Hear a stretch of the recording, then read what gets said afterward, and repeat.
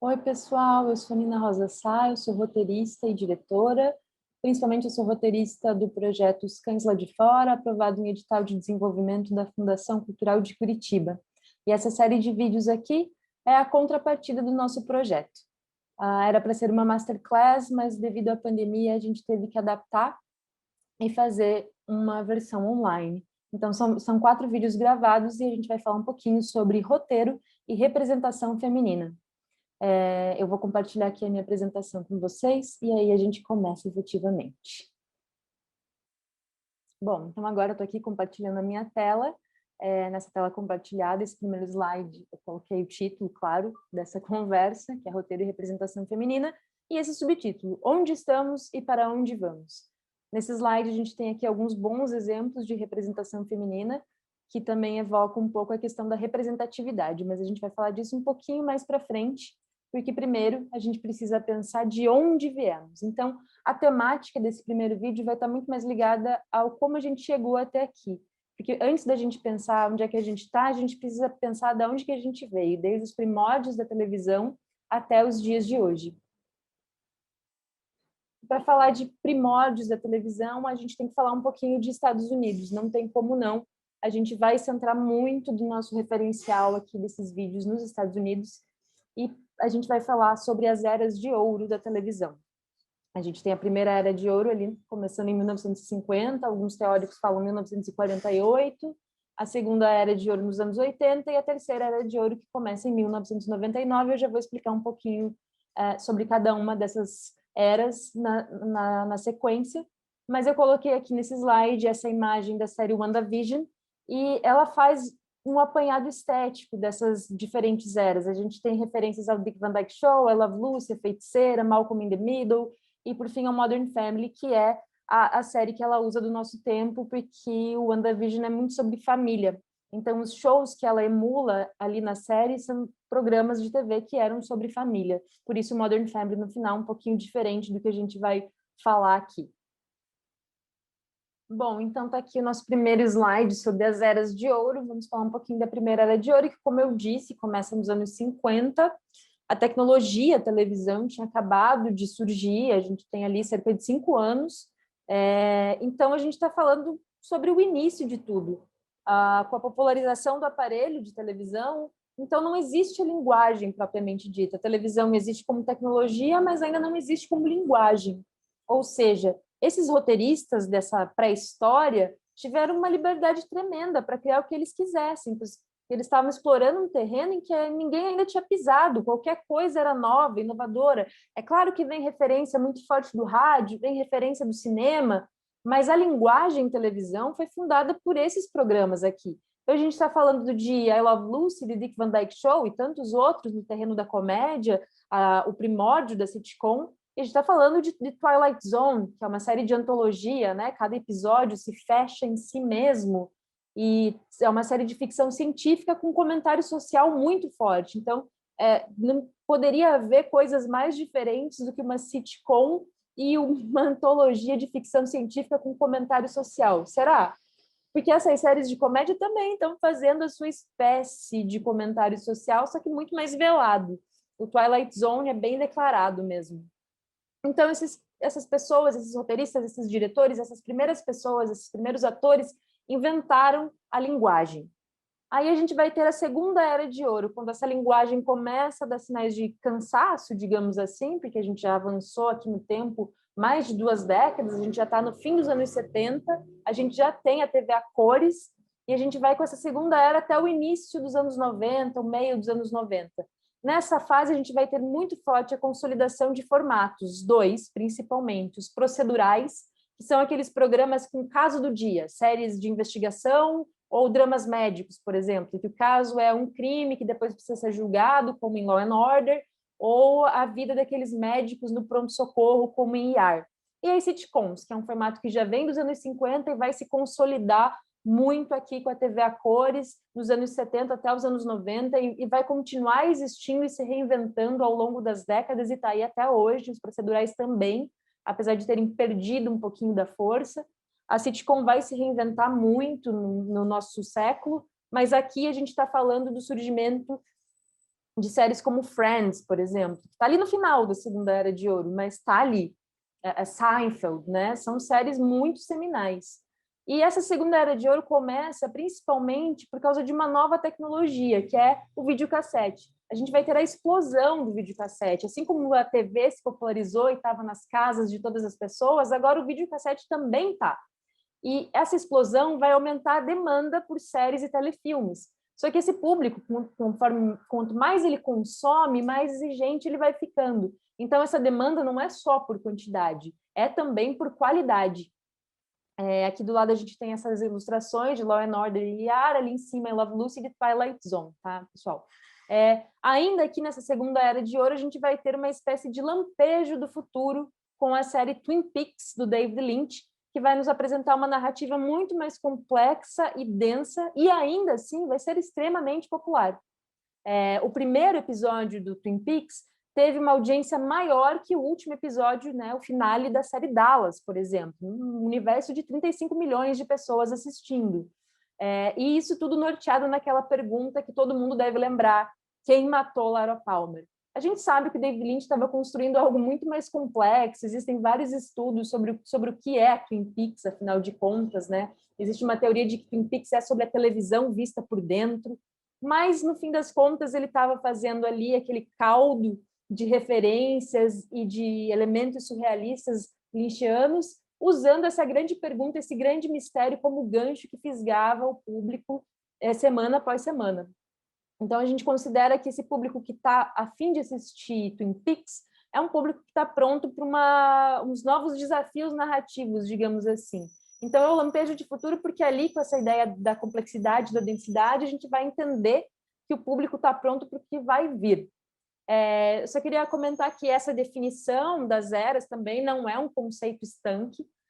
Eu estou usando essa definição, que é o que a gente encontra em vários autores, mas no livro do Brett Martin, que se chama Homens Difíceis, que é um livro que eu vou usar para falar um pouquinho das séries que a gente vai falar da terceira era de ouro, mas existem outras ideias. A primeira era de ouro, esse surgimento da televisão, é meio que o senso comum, ninguém discute, porque realmente é o surgimento, mas existe uma linha que diz que a segunda era talvez nunca tenha existido e que a gente estaria vivendo a segunda era hoje, e que a terceira era de ouro não foi também nada. A gente, para fins de roteiro, pensando na complexidade narrativa que se estabeleceu ali depois de 99, vai considerar que são 3 eras de ouro, e é da terceira era que a gente vai falar um pouquinho agora. Bom, vamos falar então da terceira era de ouro. O que foi essa terceira era de ouro? Sempre vem junto com as evoluções tecnológicas, né? Aqui a gente vai falar um pouquinho da força que a TV a cabo foi ganhando. O principal representante é a HBO, mas a gente tem outros canais a cabo, como a AMC, que é muito importante também. E essa TV a cabo vai romper com esse modelo de temporadas longas com muitos episódios, o que vai permitir que as narrativas sejam planejadas do começo ao fim, já que são menos temporadas, de 3 a 7. E muitas vezes os finais dessas séries vão ser abertos, como no cinema. Em comum, essas séries da terceira era de ouro têm os protagonistas. São esses homens brancos em crise de meia-idade. É uma figura muito forte do anti-herói. São esses homens difíceis que o Brett Martin tanto fala. Fala-se um pouco que isso tem a ver também politicamente, socialmente, com a eleição lá nos Estados Unidos, aquela eleição ganha pelo Bush, que ficou por muito tempo essa ideia de fraude, e aí você tinha, então, um anti-herói, uma pessoa que a população não queria no poder, cercado dos seus amigos anti-heróis. Então, começa a se abraçar esse modelo do homem complexo, difícil, anti-herói, para tentar entender um pouco o que é que está acontecendo no próprio país. A gente vai ter uma grande evolução técnica aqui, também por conta dessa ideia de diminuir temporadas e menos episódios, menos temporadas, a gente acaba podendo gastar um pouco mais de dinheiro a cada episódio. Então, vai ter esse pensamento muito forte na televisão como no cinema. Isso vai significar que os planos vão ser mais longos, abertos, planos sequência, fotografia e arte muito mais apurados. A gente pode analisar o Mad Men, por exemplo, que é uma série que se passa ali ao longo da década de 60 até a década de 70. a arte, a fotografia ali são muito geniais e muito apurados e muito complexos. Por causa de tudo isso, também a narrativa serializada vai predominar, né? A gente vinha falando de sitcom e procedural, são narrativas episódicas, né? Em que os episódios se fecham naquele mesmo dia, né? O caso do dia se resolve, o episódio da sitcom também se resolve, e no dia seguinte você abre novas questões. Aqui não. Aqui a gente vai começar a lidar com arcos longos, personagens que vão evoluindo ao longo de toda a temporada, tramas que demoram a se desenrolar. E mesmo assim, esses arcos que se fecham um pouquinho no final de cada temporada, eles não se fecham completamente. Eles fecham algumas questões, abrindo novas para as próximas temporadas, deixando aí ganchos ou os cliffhangers. Isso significa que a gente tem um grande aprofundamento vertical e horizontal. Quando a gente fala em vertical, a gente está falando de personagem, quando a gente fala em horizontal, a gente está falando da trama em si. Então, a gente vai ter personagens complexos agindo em tramas complexas. Isso vem muito do serializado, que é um pouco mais popular hoje em dia, inclusive, né? A gente tem grandes séries com longos arcos serializados e com menos temporadas. Como os grandes exemplos aí dessa era de ouro, a gente vai ter essas 4 séries aqui, não são só elas, mas são algumas das mais interessantes, de períodos diferentes, que é o The Sopranos, que inclusive inaugura essa era de ouro. Na sua estreia, em 1999, a gente começa a falar de um novo paradigma narrativo. A gente tem The Wire um pouquinho depois, e Breaking Bad e Mad Men já um salto à frente. Eu coloquei aqui essa citação do Brett Martin, do Difficult Man, Behind the Scenes of a Creative Revolution, from The Sopranos and The Wire to Mad Men and Breaking Bad, né? De Sopranos e The Wire ao Mad Men e ao Breaking Bad. Ele fala que não apenas esses novos tipos de histórias eles estavam sendo contadas em uma nova estrutura formal. O resultado era um tipo de arquitetura de storytelling que você podia imaginar como uma colunata. Cada episódio um tijolo com a sua forma sólida e satisfatória, mas também parte de um arco de temporada longo, que funcionaria sozinho, ligado às outras temporadas de forma coerente. É muito legal pensar nisso, assim, nessa imagem da colunata, que é algo em que cada pedacinho dela vai formar depois aquele desenho arquitetônico.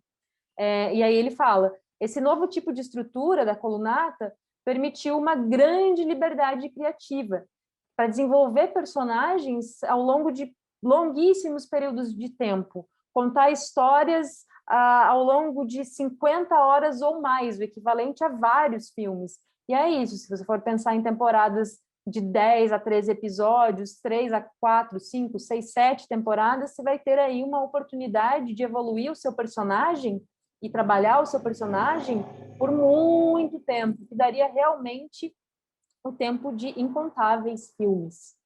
E agora vamos falar um pouquinho sobre essas 4 séries. Bom, aqui nesse slide, então, tem as 4 séries que eu comentei, The Sopranos, que ficou no ar de 1999 a 2007, The Wire, que estreou ali um pouquinho depois, ficou de 2002 a 2008, ambas da HBO. Depois a gente tem o Mad Men, que estreia em 2007, justamente quando acaba ali os Sopranos, e fica no ar até 2015. E, por fim, Breaking Bad, que estreia um pouquinho depois ainda ali, fica no ar de 2008 a 2013. São 4 séries muito importantes para esses novos paradigmas narrativos. The Sopranos é a série que vai inaugurar isso, com essa problemática desse mafioso que, de repente, se vê tendo crises de ansiedade com relação ao próprio trabalho. É um homem difícil, obviamente. The Wire, a gente tem uma coisa muito legal, que é o senso de cidade muito forte, a construção dessa Baltimore e dessa relação entre policiais, jornalistas e traficantes. E aí, mais depois, a gente vai ter essa ideia muito forte da genialidade desses homens difíceis. O Don Draper na publicidade e o Walter White em Breaking Bad na química. São 4 séries muito importantes, eu recomendo fortemente todas elas. Sopranos tem uma primeira temporada brilhante, com um episódio 5 altamente e que influenciou tudo isso e essa possibilidade de falar sobre esses protagonistas dessa maneira, e eu recomendo fortemente. Mas como o nosso tempo é meio curto, não dá para a gente se alongar muito em cima dessas 4 séries. Eu escolhi aqui 2 desses homens difíceis, eu escolhi o Walter White e o Don Draper, muito porque eles estão mais à frente ali cronologicamente, de fato, e vão se ligar um pouquinho melhor com esse tema e com as coisas que eu quero tratar, especialmente pelas relações com as personagens femininas nessas 2 séries. Walter White e Don Draper são, para mim, o auge desses homens difíceis, apesar do outro ser um mafioso que mata uma pessoa praticamente a sangue frio no episódio 5, mas a, a jornada rumo ao mal do Walter White é muito interessante e a jornada rumo à identidade do Don Draper também. Coloquei aqui o que, para mim, essas 2 séries tratam, do que elas tratam, qual que é a matéria principal dessas séries, por mais que os personagens não saibam. Para mim, Breaking Bad é basicamente o desejo pelo poder e a família como obstáculo, por mais que o Walter demore muito para entender que essa é a real. Aliás, ele só vai entender no último episódio. E aqui, no Mad Men, a jornada do Don Draper está muito ligada a uma misoginia escancarada e a crise do self. As 2 séries falam muito sobre masculinidade, então eu escolhi elas 2 porque dá para fazer uns paralelos interessantes e dá para pensar nas relações tanto do roteiro com essas personagens femininas quanto da recepção do público com essas personagens femininas. Essas 2 séries são geniais, todas elas são, mas aqui, para mim, a gente está falando do melhor ator do grupo, que é o Bryan Cranston. Eu tenho certeza que ninguém iria querer acompanhar a jornada do Walter White, porque ele é muito vilão, muito sociopata, se não fosse as camadas investidas nesse personagem pelo Bryan Cranston. É um ator que ganhou muitos prêmios, é um ator muito premiado e tudo é muito merecido, porque o trabalho que ele faz nessa personalidade dividida do Walter White entre Walter e Heisenberg é genial. Também o Jon Hamm faz um trabalho muito, muito, muito magnífico com o seu Don Draper. Tem uma ajuda aqui que ele é muito bonito e muito charmoso, o que às vezes ajuda muito a gente perdoar esse personagem. E também porque o Don é um personagem muito mais torturado. Apesar dos 2 terem o mesmo paradigma de crise de identidade, a gente vai falar um pouquinho mais alongadamente sobre eles. Começando pelo Walter White, Heisenberg. Bom, a gente está falando aqui também de uma identidade cindida. A gente está falando de Walter versus Heisenberg, o médico versus o monstro.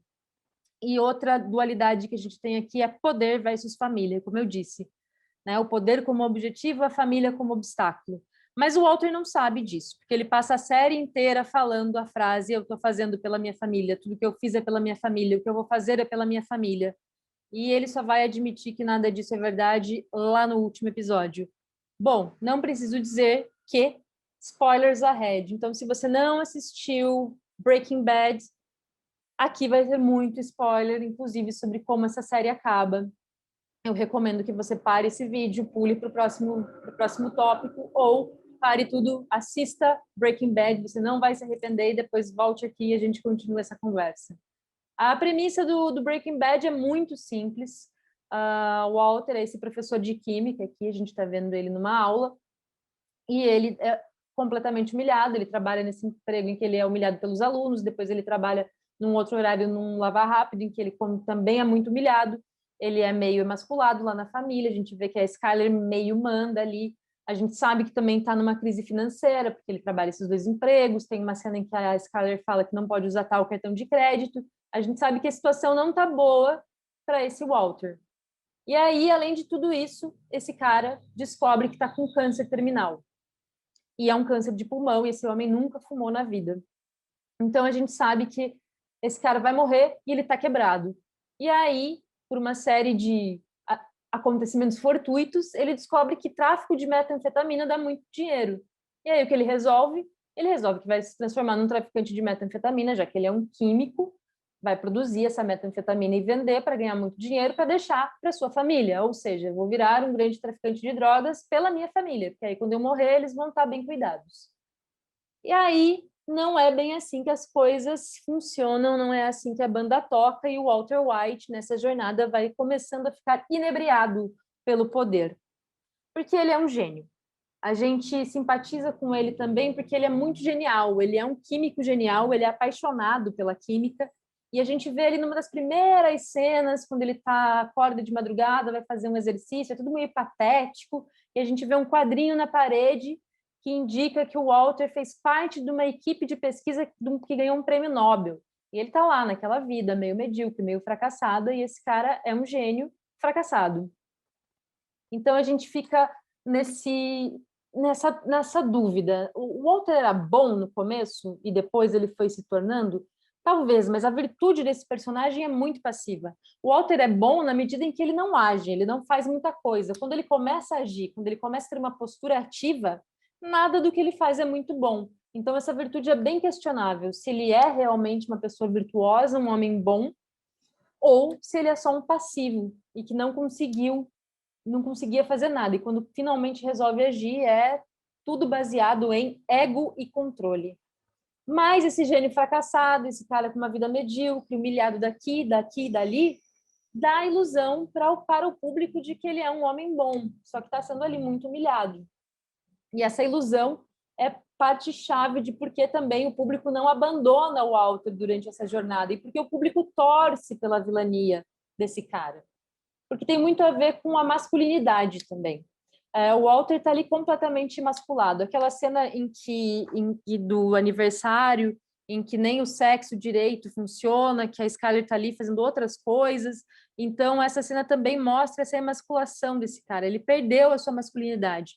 Então, esse primeiro episódio já é o reencontro do Walter com essa masculinidade. Agora, essa masculinidade é tóxica? Parece que sim.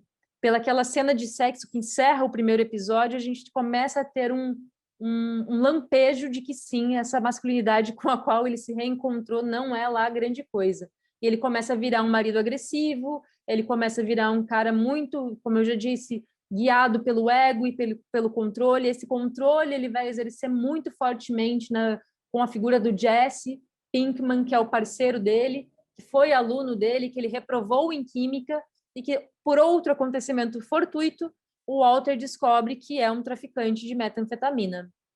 Então, o Walter chantageia o Jesse e obriga ele a virar parceiro dele para eles fazerem a melhor metanfetamina possível, porque o Walter também é obcecado por química, e a gente sabe que esse cara é um gênio e realmente ele faz a melhor metanfetamina jamais vista.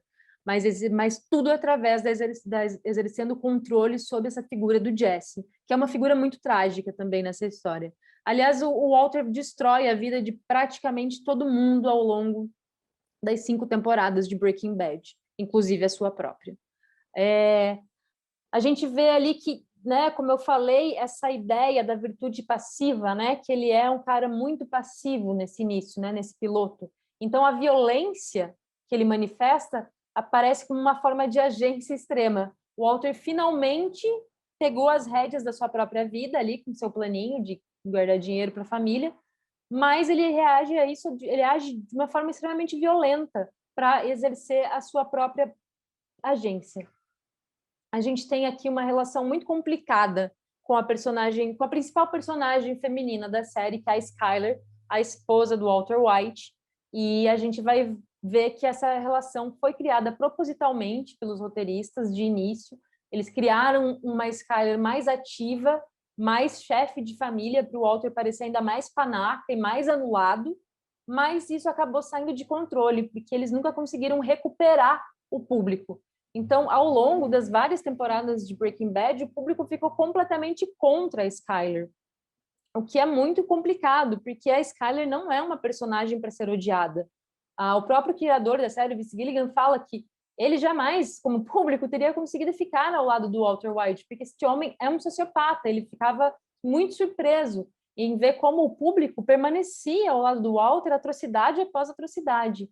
Eu até coloquei essa frase aqui, que é uma frase que ele fala para a Skyler, né, quando ela descobre tudo, que ele é um traficante, que ele está envolvido no crime organizado, e ela fala que tem muito medo que um dia uma pessoa venha bater a porta e o mate. E ele se sente atacado, extremamente atacado no seu ego, e ele vira para ela e fala: você tem medo que alguém bata aqui e me mate? Eu sou aquele que bate. I am the one who knocks. Uma frase que ficou imortalizada, as pessoas achavam ela muito bonita, colocaram em canecas, em camisetas, em posters, E essa frase estava em tudo quanto é lugar. I am the one who knocks, I am the danger. Eu sou aquele que bate, eu sou o perigo. E é quando o Heisenberg começa a tomar conta mesmo do Walter, que o Walter vai deixando de existir cada vez mais. Cada vez mais essa sede pelo poder, essa crise do ego, esse desejo pelo controle, vai surgindo mais Heisenberg e o Walt vai morrendo. Aquele episódio antológico chamado The Fly, que é aquele episódio que ele fica caçando a mosca no laboratório, é um episódio que mostra muito bem essa dualidade dele e o quanto o Walter está perdendo e o Heisenberg está ganhando. Mas voltando a falar um pouco da Skyler, a Skyler é um personagem muito odiado porque as pessoas querem muito que o Walter faça essa jornada para se tornar um grande vilão. E a Skyler está ali de alguma maneira, para impedir que esse cara vire um grande vilão. A família ainda representa um obstáculo para ele. Ele ainda tem algum desejo de manter aquela família unida, de prover para aquela família, mas isso vai se esgarçando cada vez mais. Primeiro porque ele começa a se afastar da família para ter essa vida oculta de chefão do crime. E aí essa esposa vai percebendo. Ela vai percebendo e ela vai se tornando um pouco errática também, porque afinal aquele homem que ela amava de repente não existe mais, não está mais ali. E aí, quando ela descobre que o Walter é um traficante de metanfetamina, a primeira reação dela é pedir o divórcio. Ela vai até uma advogada de divórcio. E as pessoas, muito contra a Skyler, achando que ela não devia fazer isso. Ela descobre que o divórcio é uma coisa difícil, que esse cara é um bandido. Ela fica refém na própria casa. E ela fala isso: eu não sou sua esposa, eu sou sua refém. E ainda assim, as pessoas lá contra a Skyler. E aí, uma hora, ela começa a sofrer da síndrome de Estocolmo, ela é destruída, despedaçada emocional e psicologicamente por esse homem, agredida fisicamente também, abusada.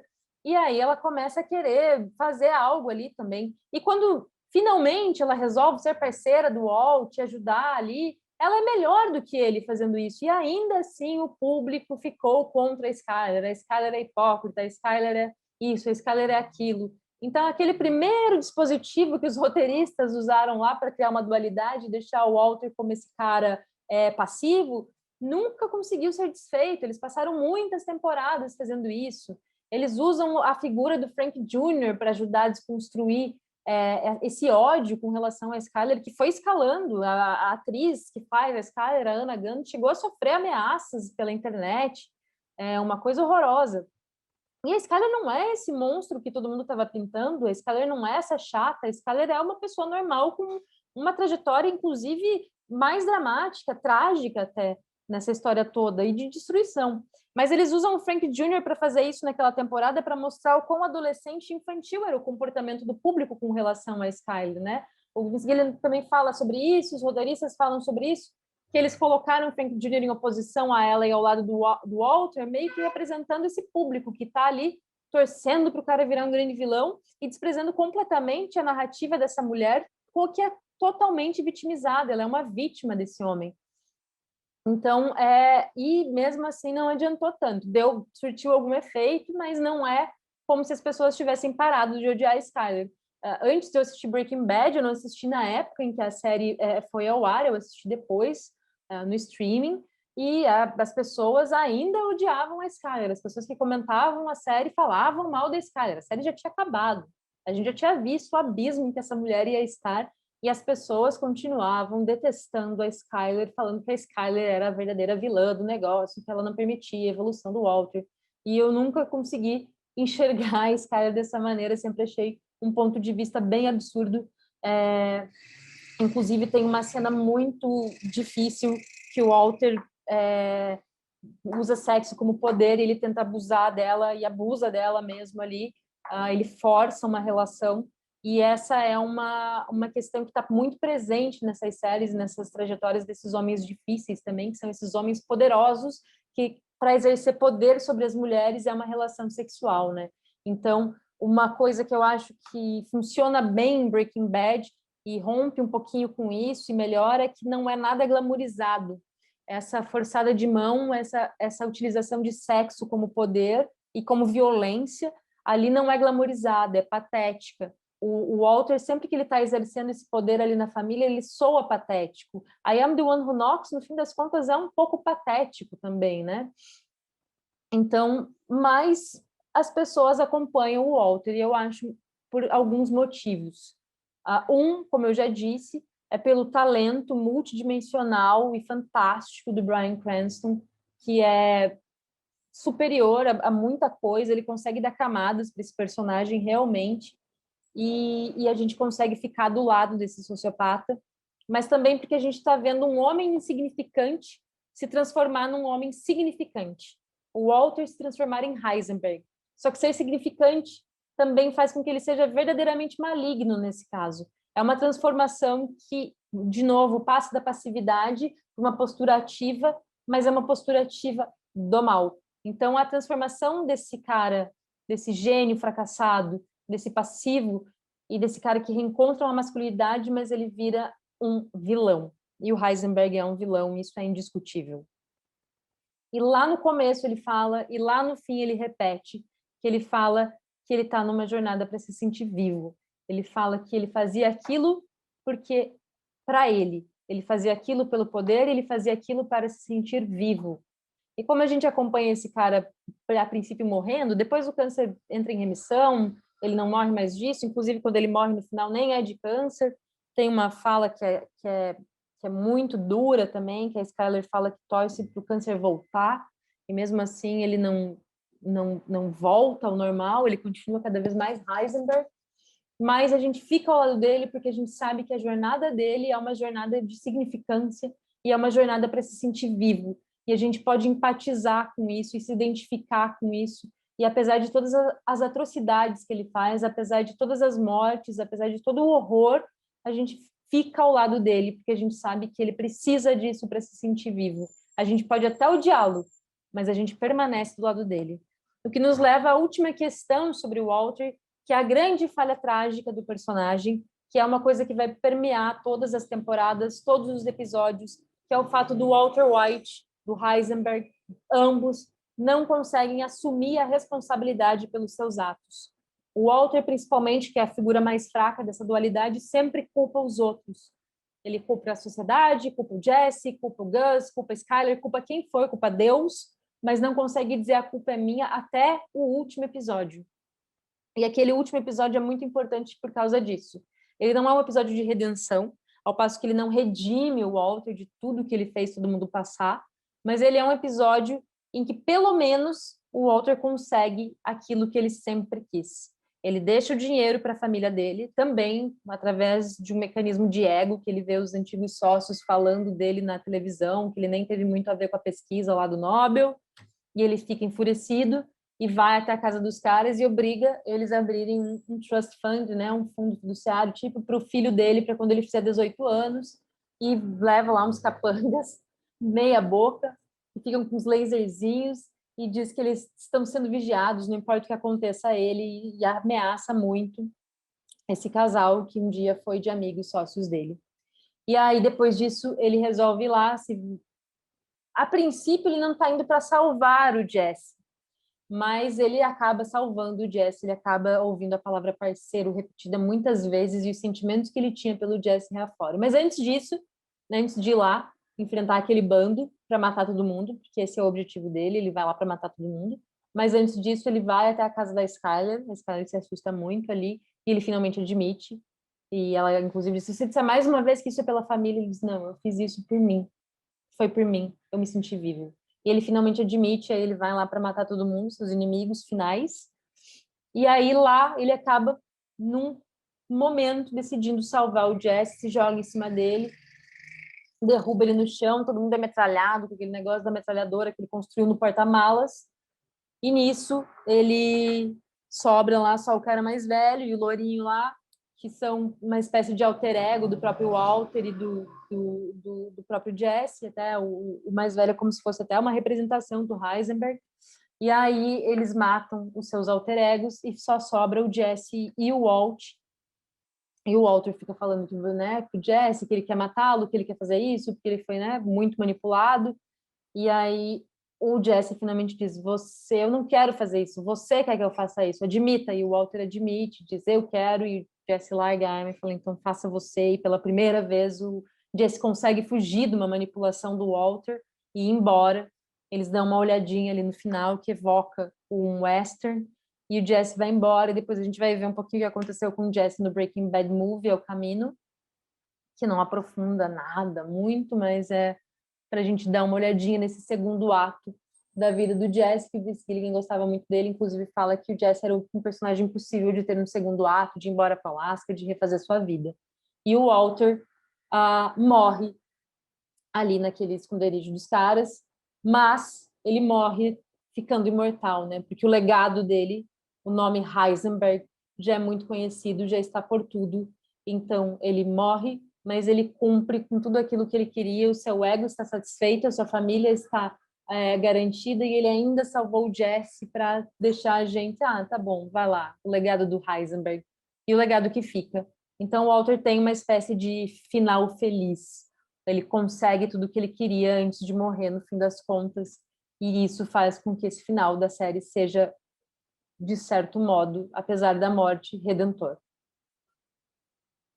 Bom, e isso nos leva ao nosso próximo homem difícil, que é o Don Draper, Dick Whitman, que também é um personagem com a identidade cindida, né? Justamente entre esses dois, Don Draper e Dick Whitman.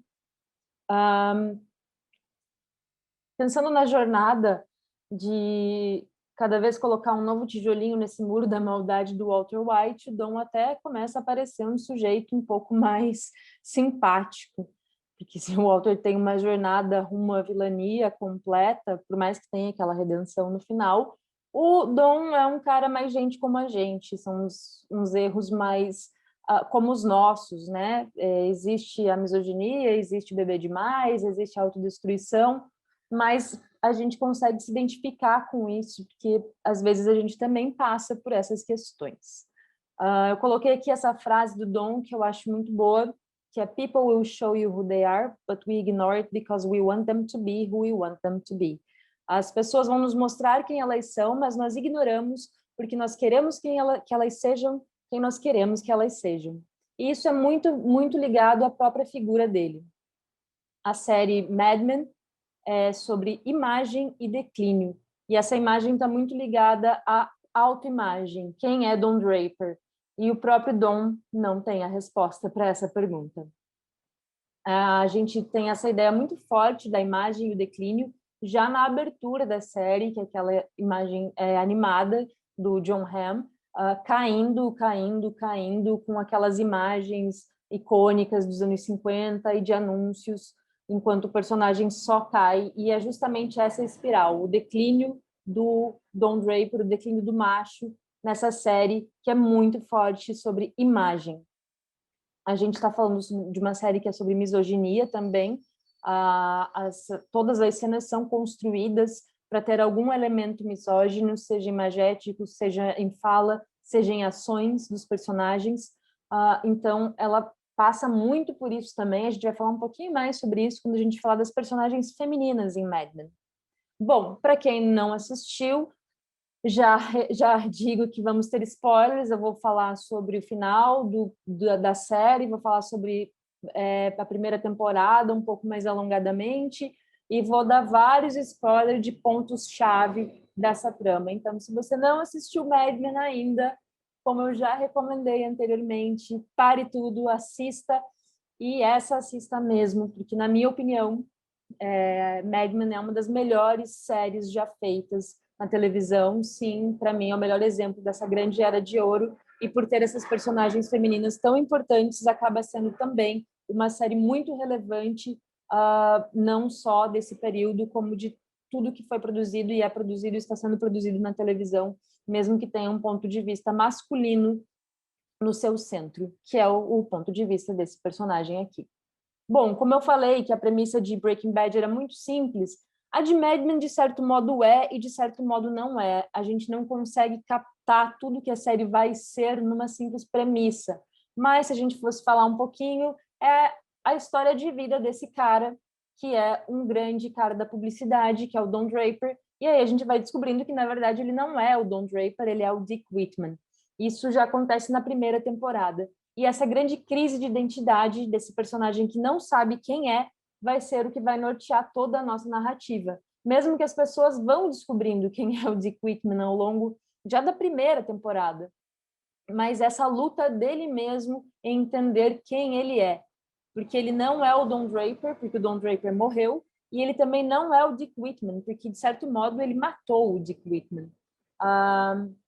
O Don Draper era um colega de exército do Dick Whitman, que é o nosso personagem aqui, ele se chama originalmente Dick Whitman, e eles estavam servindo juntos, o Don Draper acaba morrendo, ele troca as medalhinhas de identificação e assume a identidade do Don para não voltar para a guerra, para poder mudar a sua vida, porque a vida do Dick Whitman tinha sido muito traumática, uma infância terrível, cheia de abusos, uma adolescência também. Então ele vê nessa possibilidade de assumir a identidade do outro, um cara que já tinha cumprido também o seu tempo ali na guerra, que ele poderia não voltar para a guerra e poderia reinventar a si mesmo. Só que na ideia de tentar reinventar a si mesmo, ele perde a si mesmo. E aí ele vai ficar para sempre, até o fim da série, nessa dualidade, nessa crise de identidade.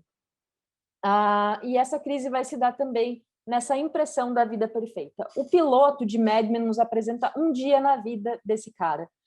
Ele é muito diferente do que se faz por aí, porque se no piloto de Breaking Bad, por exemplo, a gente já sabe tudo que vai acontecer ali, que o Walt é humilhado, gênio, câncer, tráfico para salvar a família, aqui é um piloto mais conceitual. A gente vai acompanhar um dia na vida desse cara. Então, ele vai fazer o trabalho dele, ele vai beber as bebidinhas dele, ele vai encontrar umas mulheres, e aí só no final do episódio a gente vai acompanhar ele voltando para o subúrbio, voltando para a sua casa, e a gente vai descobrir que o Don Draper é um homem de família, ele tem uma mulher e filhos, apesar de ter se encontrado com outras mulheres ao longo do piloto. E aí já fica bem clara a dica de que esse cara é dois, que essa identidade dele é dupla. O que vai ficando mais claro é que ninguém sabe o quanto essa identidade de fato é dupla, que ele tem uma caixinha lá guardada no escritório que ninguém mexe e que existe ali resquícios da vida de Dick Whitman. Mas ele criou o Don Draper, assim como ele cria essas grandes propagandas desses produtos que ele vende. Então, ele foi criando o Don Draper. Por isso que a gente fala que é uma série sobre imagem, porque é a imagem do Don que ele criou. Tem uma coisa interessante que o Matthew Weiner, que é o criador da série, fala que muitas pessoas já chegaram para ele, ou ele viu na internet, as pessoas falando que gostariam de ser o Don Draper. E ele fala que jamais conseguiria imaginar qualquer pessoa querendo ser o Don Draper, até porque o Don Draper não existe. O que existe é a imagem do Don Draper. As pessoas querem ser essa imagem e não o personagem em si, porque Don Draper não existe. A gente vai ter, então, essa construção do Don feita pelo Dick, que não é mais nem Don nem Dick, que vai ser a impressão dessa vida perfeita, dessa família perfeita, com essa esposa linda, esses filhos adoráveis, uma casa legal, uma vida profissional muito bem estabelecida, só que, em contrapartida, esse personagem está morrendo por dentro. O Don Draper é um personagem muito infeliz, miseravelmente infeliz, e ele não sabe o que fazer para deixar de ser infeliz, para deixar de ser triste. A felicidade, aliás, daqui a pouco a gente fala um pouco mais sobre isso, é um conceito sobre que ele fala muito, que ele fala sobre a venda de conceitos, ele fala que felicidade é só um momento antes das pessoas quererem mais felicidade. A gente, então, tem esse momento da Guerra da Coreia, quando ele troca as medalhinhas, ele vira o Don, e aí a gente consegue começar essa ascensão social do personagem e a negação do passado. A gente tem um momento em que ele ainda não é nada, ele é um vendedor, ele vai até o Sterling, que ele acaba conhecendo fortuitamente, e pede uma chance. E o Sterling acaba dando, porque esse cara é charmoso, é bonitão, e dá uma chance, e aí ele se revela um homem de publicidade, essa figura genial, porque assim como o Walter é gênio da química, o Don é um gênio da publicidade. Ele sabe vender produtos como ninguém, ele sabe criar conexões emocionais com esses produtos como ninguém, e ele faz isso porque ele tem uma coisa muito forte nesse personagem, que ele é muito bom em seduzir estranhos. A gente tem algumas cenas ao longo da série do Don interagindo com pessoas estranhas que ele não conhecia até então, que ele vai continuar sem conhecer, ou que vai se aprofundar alguma relação ali, mas os primeiros contatos dele com esses estranhos são muito sedutores. E essa é a mesma relação que ele tem com esse público consumidor. Ele sabe seduzir através da propaganda. E aí esse é o personagem quem ele é. Ele é um grande cara da publicidade. E aí, como isso vai se provando cada vez mais forte, a gente também passa pelo mito do self-made man, esse cara que saiu do nada, de uma pobreza absoluta, de uma infância terrível, e se torna um grande diretor criativo de uma das maiores agências de publicidade da Madison Avenue. Aliás, o título da série vem daí. Foi um nome que os próprios publicitários deram a si mesmo, Mad Men, Madison Avenue Man. E Man é muito forte nesse lugar, porque as mulheres estão completamente de fora desse círculo social, algumas delas vão penetrar essa bolha, mas a gente fala um pouco sobre isso daqui a pouco. Então, a gente tem essa ideia da venda do ideal, né? Esse cara da propaganda, ele está sempre vendendo ideais. Não são só produtos, são conexões emocionais com as coisas, são ideais. E isso vai perpassar a vida pessoal dele também. Porque ele também está vendendo, além dos produtos, o Don Draper. Essa imagem ideal, essa imagem de vida perfeita, essa imagem de felicidade. Ele constrói a si mesmo como uma espécie de produto. Assim como ele vende o carrossel, por exemplo, os slides da Kodak no último episódio. De novo, mas é uma imagem. Ele construiu um produto para vender que é ele mesmo e os seus arredores, e isso o deixa ainda mais infeliz, porque o Dom não existe. O Dom é a imagem que ele construiu e essa imagem está prestes a entrar em declínio. Talvez uma coisa que a gente possa dizer sobre a série é que ela começa no ponto em que essa imagem está prestes a entrar em declínio, como a abertura nos mostra e como todo o arco da primeira temporada nos mostra. A fachada Don Draper está prestes a ruir e a começar a cair. E apesar dos outros descobrirem que ele é o Dick Whitman, que ele fez tudo isso, já nessa primeira temporada, a Beth descobre, o Pete Campbell descobre, as pessoas vão descobrindo isso sobre ele. Apesar disso, ele continua sem conseguir fazer as pazes com esse passado de Dick Whitman e sem conseguir aceitar que esse Don Draper que ele inventou não existe.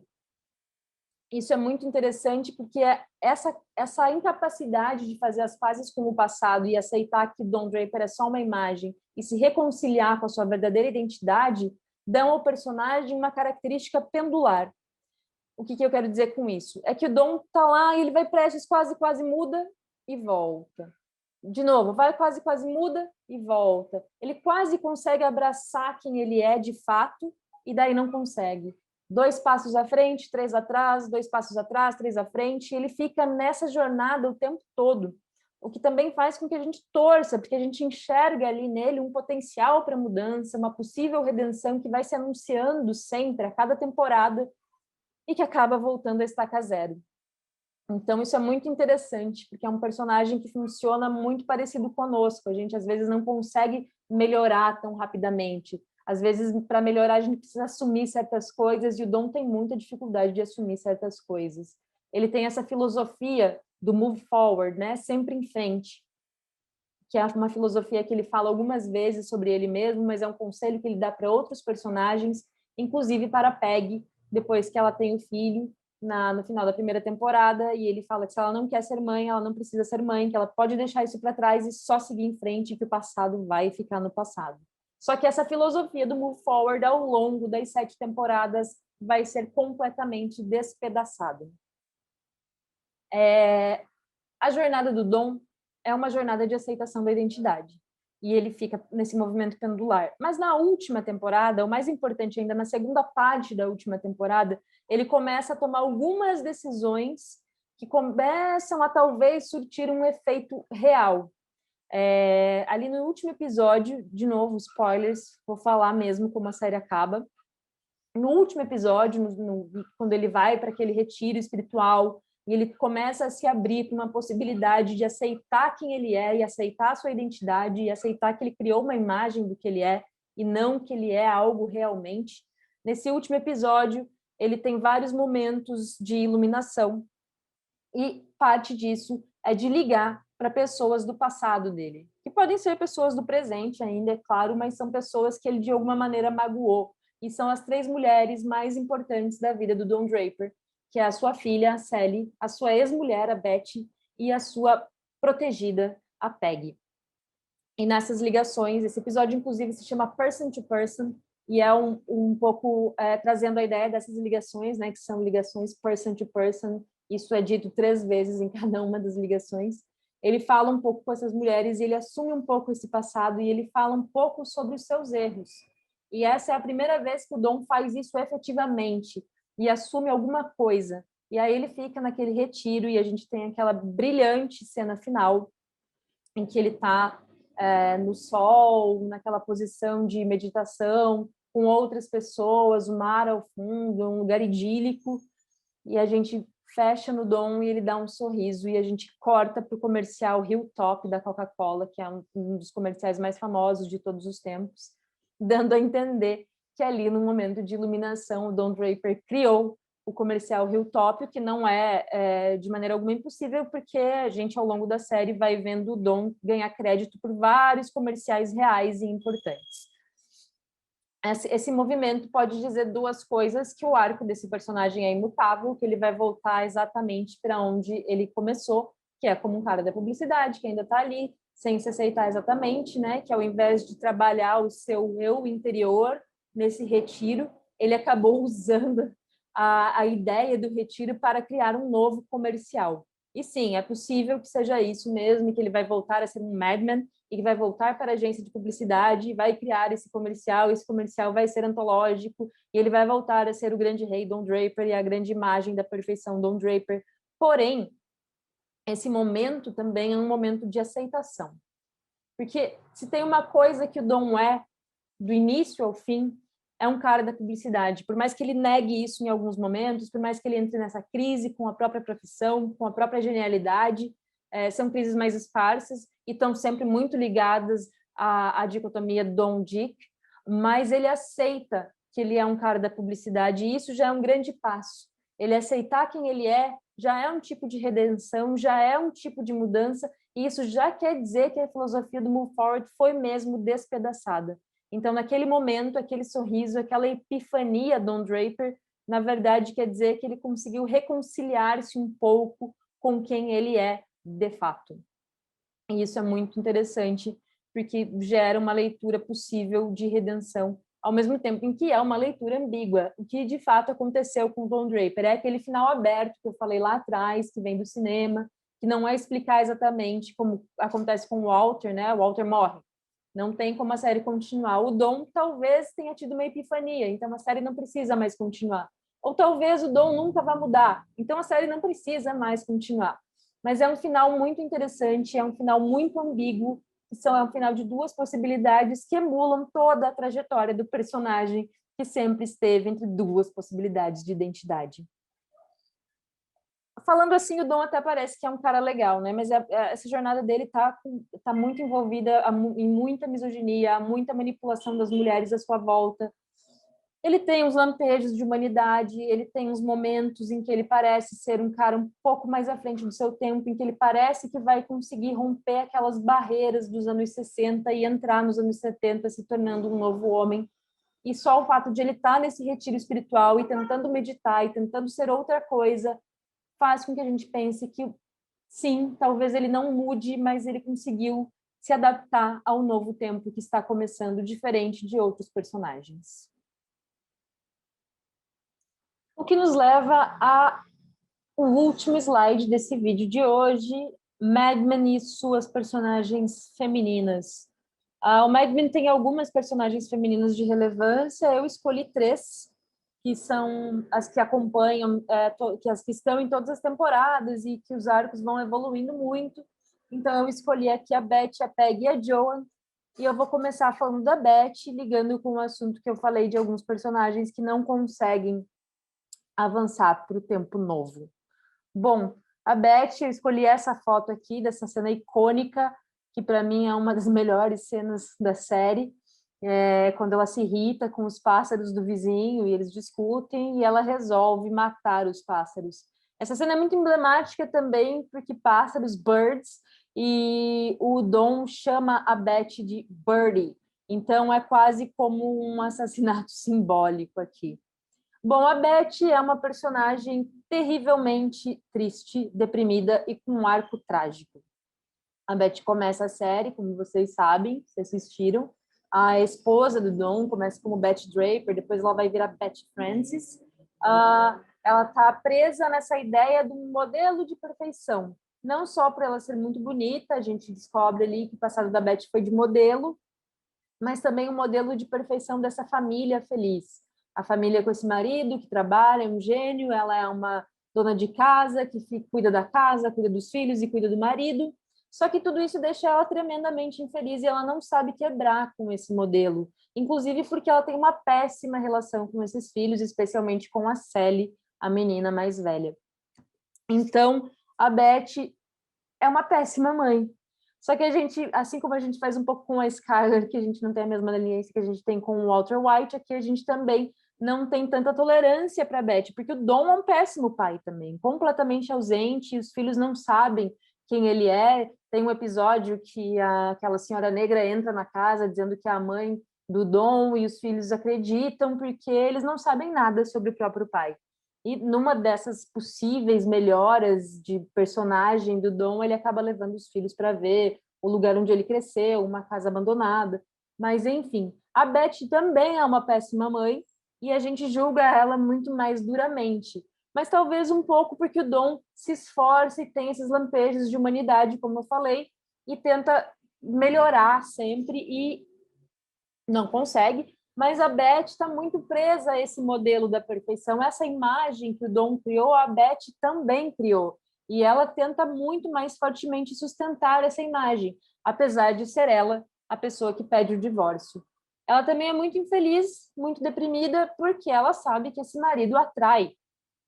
Ela fala, quando ela descobre, né, no episódio que ela descobre que o Dom tem conversado com o analista dela, ela faz essa fala para o analista, sabendo que vai chegar no ouvido do Dom, que ela fala: eu seria mais feliz se meu marido não me traísse.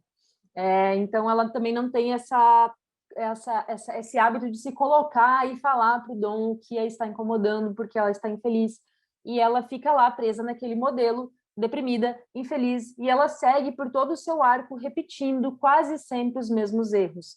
A gente sabe que a Beth tem uma relação com essa mãe, que era essa figura que incutiu essas ideias na sua cabeça. Aliás, as três personagens aqui têm essa relação com a mãe, mas a mãe da Joan e da Peggy ainda estão presentes, ao contrário da mãe da Beth, que quando a série começa, ela já não está mais entre nós. A mãe da Beth faleceu, e esse modelo de perfeição da mãe foi muito incutido nela, e como a mãe não existe mais para ela bater de frente com isso, ela acaba sempre repetindo frases dessa mãe e mantendo e trabalhando para a manutenção desse modelo de vida perfeita nos subúrbios com a família de comercial de margarina.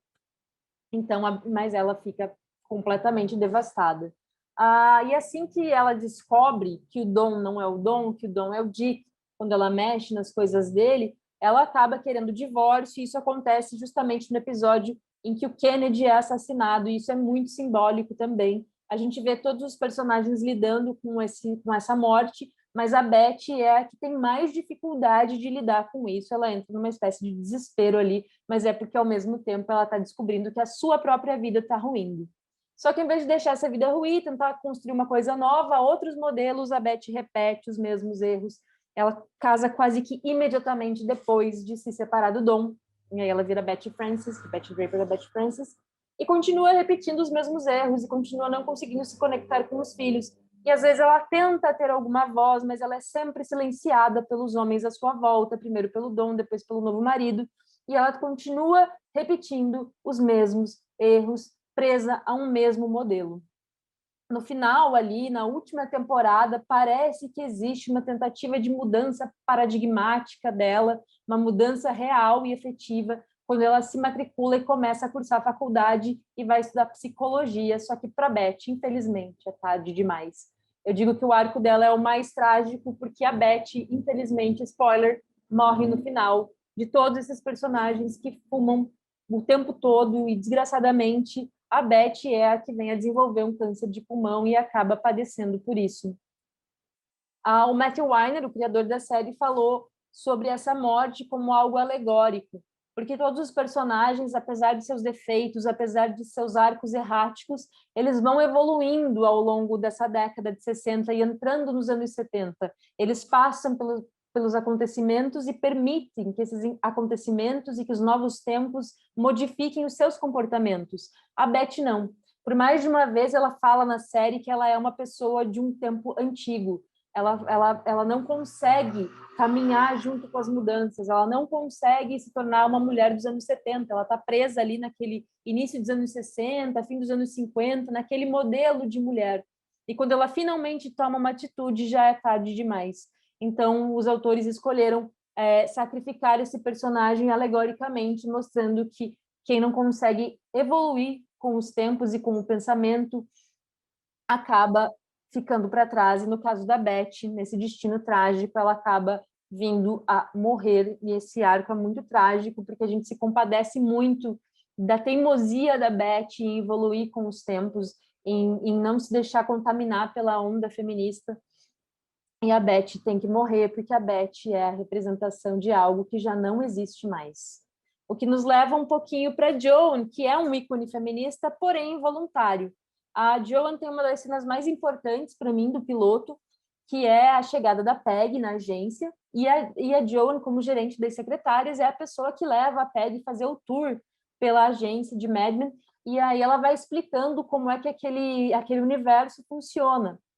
Ela está explicando para a Peg, é claro, mas ao mesmo tempo ela está explicando para nós, o público, como é que aquele universo funciona e apresentando a arena. E essa cena, inclusive, é uma cena longa em que elas transitam pelo escritório e tem muitos detalhes da misoginia ali escancarada que vai ser explorada ao longo das várias temporadas. Tem olhares para a bunda, tem frases horríveis, tem tudo que é tipo de coisa. A misoginia em Mad Men, cena a cena, é feita para causar uma sensação de opressão a quem está vendo, um incômodo muito grande, para a gente tentar construir um caminho de empatia com essas personagens. O Matthew Weiner, aliás, é muito empático com essas personagens, talvez um pouco menos com a Beth, mas com as suas personagens femininas ou personagens que façam parte de outras minorias sociais, ele é muito empático. Ele olha com outros olhos para essas personagens. E aqui, então, a gente tem a apresentação da Arena na voz da Joan. A Joan tem um arco muito complexo, um arco com mudanças muito profundas, premiado por escolhas muito difíceis. Desde o início, nesse tour, a gente é apresentado essa dualidade de escolhas da vida que ela coloca ali de um jeito meio escondido, mas que vai nortear essa personagem, que é o binômio carreira versus casamento. Inclusive, ela vai falando para a Peg o que ela pode fazer, como é que ela pode progredir, claro, como secretária, ninguém jamais sonharia que ela pudesse virar uma redatora ou algum tipo de chefe, mas como que ela pode progredir naquela carreira, e aí, no final desse discurso, ela fala que é claro que ela pode casar, e daí ela nunca mais vai ter que trabalhar, e esse é o sonho. Então, na primeira aparição, a Joan já estabelece que o sonho dela, o objetivo dela é o casamento, é parar de trabalhar e se tornar uma espécie de Beth. Mas as escolhas que ela vai fazendo e o arco dela com essas mudanças muito profundas vão fazendo com que isso vá se diluindo. Ela tem algumas escolhas complexas, ela acaba casando num dado momento, apesar de ter um caso de muitos anos com o Sterling, até se fala muito que ela é uma versão feminina do Dom, muito por causa dessa relação com a sexualidade que é mais aberta, e ela faz mesmo, e ela é mais dada a isso, né, do que as outras personagens femininas, apesar de ter uma jornada para esse lado, para Peg, mas ela não se sente culpada pelas suas escapadas sexuais, por assim dizer, mas ela quer casar. E aí ela acaba encontrando lá o menino, que é um médico, mas ele é meio fracassado, ele acaba descontando nela as suas frustrações, porque ele não consegue ser uma pessoa mais realizada do que ele consegue, e aí ele acaba sendo um marido péssimo, ela engravida, eles têm um filho, depois a gente fica sabendo que o filho, na verdade, é do Sterling, e esse cara vai sendo um banana que se torna um abusador, que acaba chegando numa situação bastante difícil, que é um episódio muito difícil de assistir mesmo, que é o episódio em que ele a estupra. E isso dá uma girada ali numa chave, e ela vai acabar dizendo não para isso. Tem uma cena maravilhosa em que ela quebra um vaso na cabeça dele, que a gente se sente um pouco vingada desse cara, porque ele é muito insuportável, e ela acaba se separando dele. Outra grande escolha difícil que ela tem mais para frente é quando um dos meninos que está em franca ascensão, mas é gay e precisa de um disfarce, a pede em casamento, porque eles são muito amigos e se dão muito bem, e ela escolhe não, porque ela acha que tem que ser por amor e não por privilegiar uma carreira ou que ela quer a coisa de verdade. Tem isso na Joan muito forte, assim, ela quer a coisa de verdade. E aí a escolha mais difícil que a Joan faz durante toda a série é quando ela acaba se tornando sócia, que um cara de uma conta quer porque quer que ela faça sexo com ele, e todos os outros caras da agência vão lá e pedem para ela de um jeito ou de outro, e aí ela acaba cedendo, mas ela fala que só vai fazer isso se ela ganhar ações e se ela se tornar sócia dessa agência em contrapartida, quando eles ganharem essa grande conta de um carro, se eu não me engano. E aí, o único personagem que vai lá e fala para ela não fazer isso, porque não tem mais volta se ela fizer, enfim, faz um discurso, mas ela já tinha feito, é o Dom. E tem uma escolha meio ambígua aí nesse lance do Dom, que ele se torna um personagem mais humano e a gente acaba perdoando alguns erros dele por esse momento com a Joan, mas ao mesmo tempo a gente também pode fazer uma análise de ego, que o Dom quer ganhar esta conta pelo seu talento, não pelo que a Joan possa vir a fazer pelo cara. Mas ele faz esse discurso, é um momento bonito entre eles, ela se emociona com a relação deles, mas aí já foi, ela já fez, o Dom chega tarde demais e ela acaba virando sócia.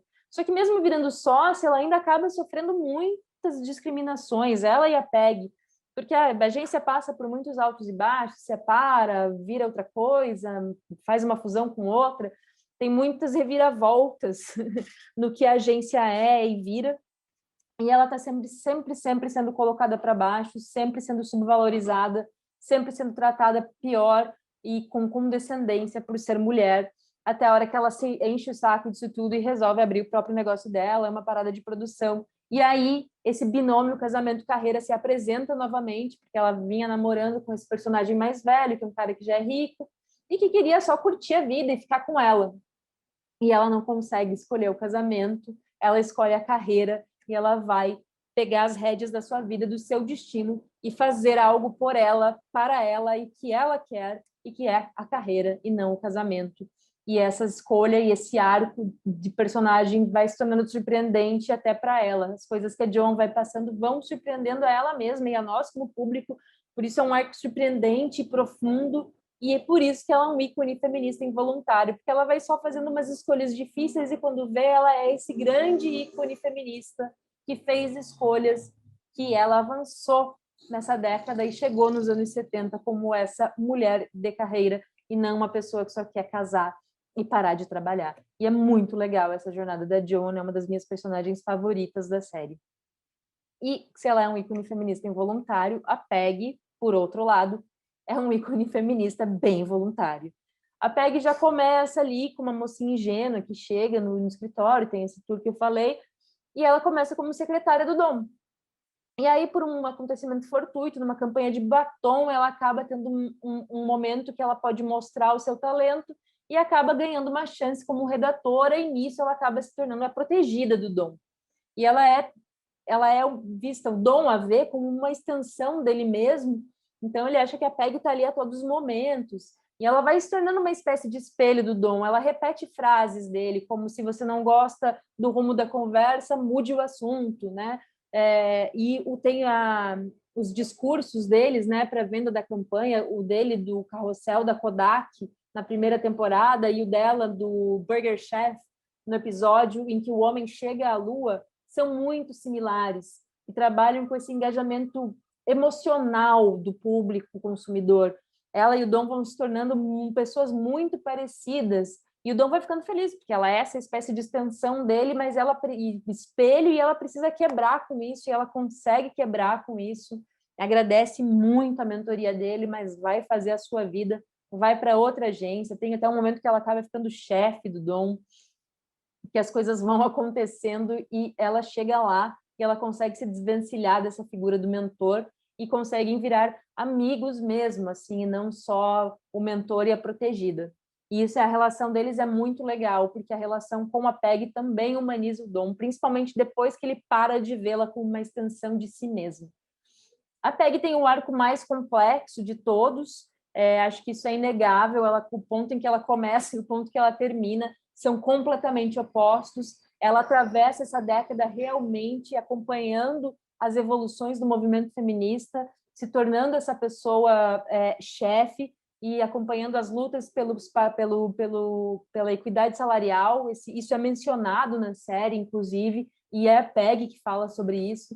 E ela vai exigindo mais responsabilidade, cargos de chefia, equidade salarial, e ela vai trazendo essas questões pelas quais o movimento feminista estava brigando para dentro da série nessa figura. Então, por isso que ela é um ícone feminista muito voluntário. E, além disso, como ela tem essa relação muito forte com o trabalho, ela acaba deixando de lado as suas relações amorosas. A Peg não consegue ter um relacionamento por muito tempo, não consegue se doar inteiramente. Ela acaba se relacionando mais com pessoas dentro do próprio universo da publicidade. Essas coisas também não dão muito certo. Ela tenta ter outros relacionamentos, mas também não dão certo, porque as pessoas não entendem essa relação que ela tem com o trabalho e esse amor que ela tem pelo que ela faz. E essas relações de amor dentro do trabalho começam na primeira temporada, que ela tem um negocinho ali com o Campbell e acaba engravidando. E quando ela engravida, ela não sabe que está grávida, porque ela tinha engordado, enfim, também como uma estratégia para se livrar desse assédio desses caras, né? Mais uma vez escancarando a misoginia. E ela dá à luz, e o contato de emergência dela é o Dom, e o Dom chega lá no final da primeira temporada para falar que se ela não quer ser mãe, ela não precisa ser mãe, é que ela só precisa ir para frente e deixar o passado no passado, deixar para trás, que o passado vai ficar lá, dando aquele conselho que ele usa para ele mesmo, do move forward, que depois vai se desconstruir. Mas no caso da Peg, não, porque a Peg diz esse não para a maternidade e ela segura esse não pelas 7 temporadas. A Peg não quer ser mãe, a Peg quer ser uma mulher de carreira, ela quer um trabalho, ela diz muito não para o amor, mas para a maternidade esse não se modifica. A criança aparece ali, às vezes, a mãe, a irmã cobram algumas posturas dela, mas a Peg não tem interesse nenhum em maternar. Claro que existe um fantasma que a persegue, existe alguma dor nisso, mas o não à maternidade é muito fixo. Protagonista secreta, eu coloquei essa tag ali. Todo mundo diz isso por causa justamente desse arco mais complexo, que a Peg vai se transformando ao longo das temporadas. Dentro da primeira temporada, ela já tem um arco de transformação muito grande, e ao longo de todas as outras também. E na última temporada, ela tem essa grande transformação em que ela finalmente consegue conciliar o amor e o trabalho, ela consegue ficar com o cara no final, e que ela gosta dele, e ele gosta dela, e ele é um cara que trabalha com ela, então ela junta o amor e o trabalho, inclusive saindo um pouco da sombra desse espelho do Dom, porque o Dom não consegue conciliar as coisas. Claro que ele tem um problema de identidade ali que é muito mais complexo, mas ele também não consegue muito conciliar essa coisa do amor na vida. Por mais que não esteja no amor versus trabalho, o Dom não consegue ter um final feliz, romântico nesse sentido, e a Peg consegue, e ali a gente enxerga, ela quebrou completamente, ela não tem mais nada a ver com o Dom, ela ama esse menino e ela ama o trabalho, e o menino ama ela e ama o trabalho, e eles vão ficar juntos e dar tudo certo, pelo menos na cena final. Por isso ela é protagonista secreta, porque além de quebrar com essa coisa de ser o espelho do Dom, ela também vai se transformando, vai se transformando, vai se transformando. A cada nova temporada, a Peg se transforma mais um pouco. E se a gente considerar que ela é uma protagonista secreta, como eu falei, que o Mad Men tem um piloto conceito, que não está a premissa escancarada nesse piloto, e também a premissa de Mad Men é um pouco mais complicada da gente pegar com a mão, assim, ao contrário do Breaking Bad, por exemplo. Mas se a Peg é a protagonista secreta, a gente poderia supor uma premissa que é uma jovem ingênua chega numa agência de publicidade em seu primeiro dia como secretária e acaba se tornando uma redatora de sucesso. Poderia ser a premissa da primeira temporada da série se a Peg fosse a protagonista. E como ela é a protagonista secreta, essa é a história da Peg. E aí, como eu falei, a Joan faz esse tour com ela, explicando o universo. Isso é um artifício narrativo que a gente chama de The New Girl, que é quando a garota nova chega e alguém precisa apresentar esse mundo novo para ela, apresentando para o público. A gente pode também chamar de chegada do forasteiro. Mas eu vou usar o New Girl aqui, porque é como os gringos chamam, mas também porque ela é uma nova garota, ela é uma nova mulher, ela é uma mulher de um novo tempo. A Peg já chega e muito rapidamente, nessa primeira temporada, ela já começa a representar esse mundo novo que a gente vai ver lá no final. Então a Peg vai brigando muito para se tornar essa pessoa, essa mulher nova, porque ela já é dentro dela. Ela precisa apenas que o mundo caminhe com ela. E o show faz isso muito bem, e a gente vai acompanhando a luta da Peg quando a Megan Draper, antes de ser Megan Draper, resolve ser redatora, já tem um caminho aberto ali, a machadada pela Peg, ela é imparável, e ela é incansável, e ela é essa nova mulher, ela é um novo tempo representado nessa secretária que vira redatora, que vira chefe, e que vai sem parar até o fim, abrindo o seu caminho. Então, ela é um ícone feminista muito voluntário, ela é a mulher do novo tempo, a nova mulher, ela é a protagonista secreta e ela tem um final feliz, ainda bem, realizada em todos os âmbitos de sua vida. Eu adoro essa personagem, acho a personagem mais incrível da série, é a jornada que eu mais gosto de acompanhar, eu amo a Joan também, mas a jornada da Peggy é a jornada rumo a um novo tempo, e a Peggy chega lá por inteiro. Bom, pessoal, esse foi o nosso primeiro vídeo sobre roteiro e representação feminina. Eu falei muito mais de homens aqui, para a gente pensar na construção desses paradigmas da TV, nesses paradigmas de roteiro. No próximo vídeo, a gente vai falar muito mais de séries centradas em figuras femininas. Eu queria ter falado um pouquinho do BoJack Horseman aqui, na quebra do arquétipo do anti-herói pelo uso da ironia, e essa nova leva de anti-heróis 2.0 que permite, que tem muitos expoentes que são anti-heroínas, representação feminina, mas a gente vai falar disso no próximo vídeo. Eu espero que dê tempo de falar um pouquinho do BoJack lá e dessa nova safra de anti-heróis. Espero que vocês tenham gostado e aguardo vocês no vídeo 2. Obrigada por estarem assistindo e até logo!